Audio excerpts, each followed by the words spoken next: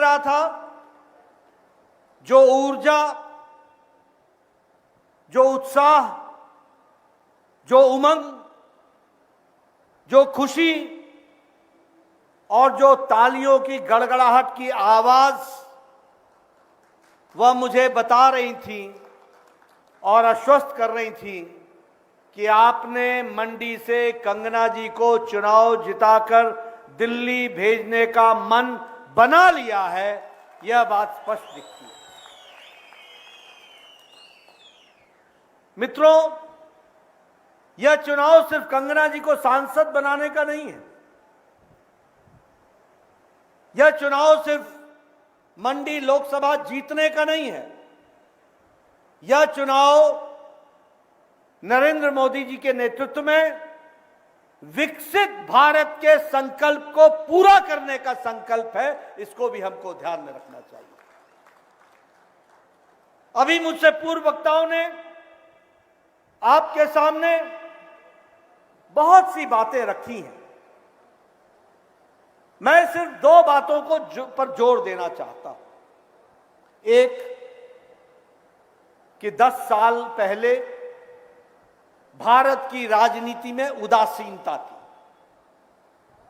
10 साल पहले भारत की राजनीति में साधारण मानव, साधारण मनुष्य, साधारण व्यक्ति यह मान चुका था कि कुछ नहीं बदलने वाला है। यह मान चुका था कि हम पीछे रहने वाले लोग हैं।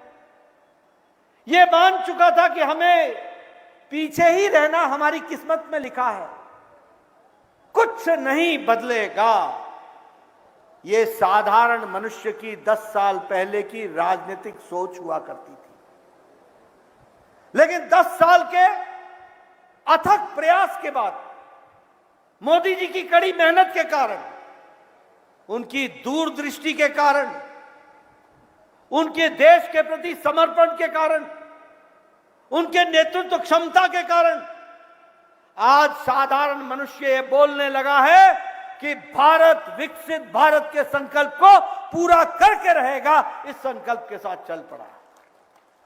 ये आज बदलती तस्वीर हमको देखने को मिलती है।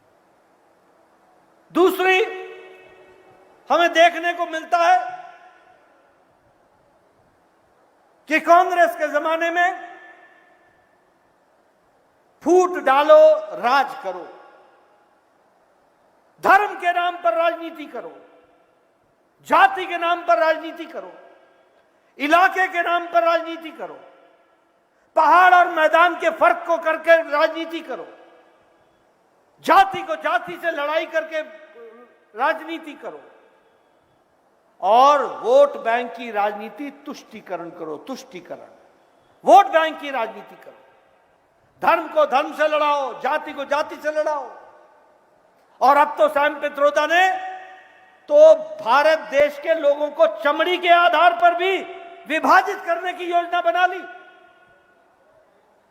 ऐसे में मोदी जी ने एक ही नारे से राजनीति की संस्कृति बदल डाली, परिभाषा बदल डाली, चाल चलन बदल डाला, तौर तरीका बदल डाला, और वो था विकासवाद की राजनीति, विकासवाद की राजनीति, विकासवाद की राजनीति। कोई धर्म नहीं, कोई जाति नहीं, सब बराबर। और मंत्र क्या दिया? सबका साथ, सबका विकास, सबका विश्वास, सबका प्रयास।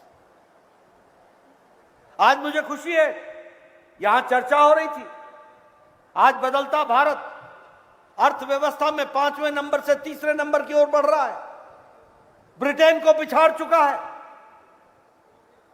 हम दवाइयों में दुनिया में सबसे बड़ी डिस्पेंसरी बन गए हैं, दवाई मैन्युफैक्चरिंग में, पेट्रोकेमिकल्स में हम आगे बढ़ गए हैं, स्टील में हम 2रे नंबर पर खड़े हैं। आज भारत पिछलग्गू भारत नहीं है, आज भारत आगे दौड़ने वाला भारत मोदी जी के नेतृत्व में हो गया है। यह हमको समझना है। कोरोना के आपदा में दुनिया नेतृत्व नहीं दे पाई, अमेरिका फैसला नहीं कर पाया लॉकडाउन लगाएं कि नहीं लगाएं, रशिया फैसला नहीं कर पाया, जापान फैसला नहीं कर पाया, चीन फैसला नहीं कर पाया, ये फैसला नहीं कर पाए कि मानवता जरूरी है कि अर्थ जरूरी है। और ऐसे में हमारे मोदी जी ने कहा, जान है तो जहान है, और कड़ाई से लॉकडाउन लगाया। 2 महीने में देश को कोरोना से लड़ने के लिए तैयार किया, और उसके बाद फिर कहा, जान भी है और जहान भी है। यानी दुनिया को नेतृत्व दिया कोरोना के आपदा में। मैं एक बात जरूर आप लोगों से शेयर करना चाहता हूं, स्वास्थ्य मंत्री रहा हूं प्रदेश का भी और देश का भी। इस देश में ट्यूबरक्लोसिस की दवा को आने में 25 से 28 साल लगे। अपने देश में टेटनस की दवा को आने में 30 साल लगे। अपने देश में डिप्थेरिया की दवाई को आने में 29 साल लगे।